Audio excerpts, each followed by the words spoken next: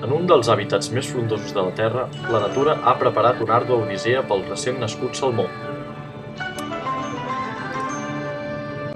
Durant milers d'anys, la seva espècie ha retornat als temporats boscos pluvials en busca d'un element... De ben petit ja vam veure que tenia alguna cosa estranya. Havia de començar pels postres, perquè resulta que si no començava per la fruita o pel iogurt, després l'altre no li entrava. Ell sempre marcava a la nostra porteria. És a dir, quan més li dèiem, tenia més clar que la porteria que havia de marcar era la nostra. De petitet el castigàvem perquè feia aquestes coses tan estranyes, però no serveix de res, ja ho vam comprendre. Ràpidament, no serveix de res. Ell és així. Així és. I així el volem.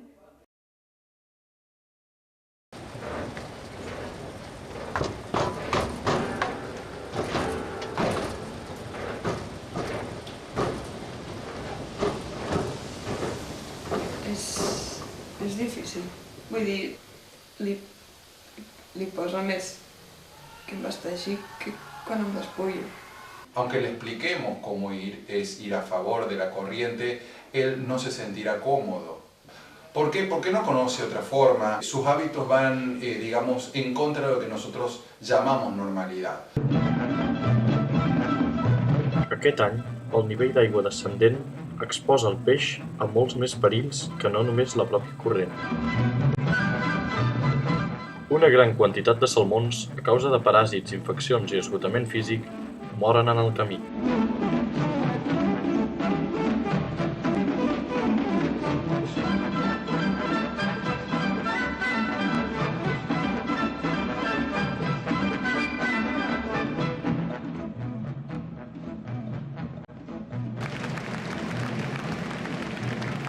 Companys, de veritat, no sabeu pas com estic disfrutant. És una autèntica passada. Independència! Independència!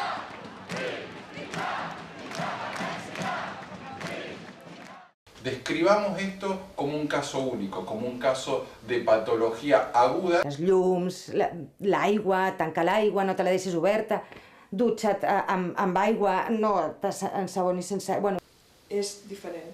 que ell anava al revés, ell va al revés de tot. Dorm amb el coixí als peus.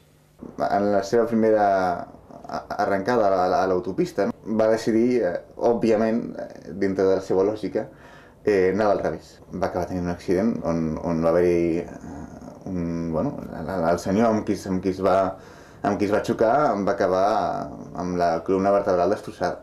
Les pizzas es menja la part de fora, la que no té res.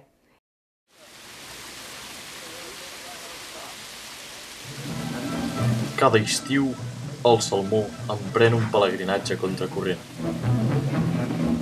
Les facultats físiques del salmó determinaran les probabilitats que tindrà per a completar el seu viatge cap a les aigües dolces on va néixer i on procrearà per assegurar la seva continuïtat.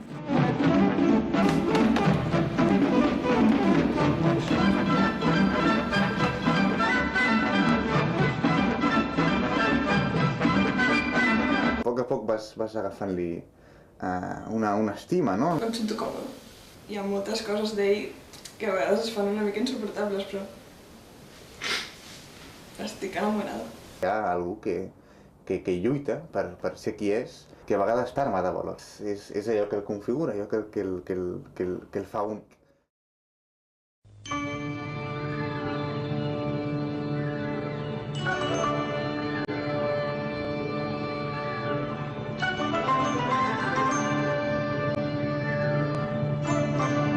Una gran quantitat de salmons, a causa de paràsits, infeccions i esgotament físic, moren en el camí.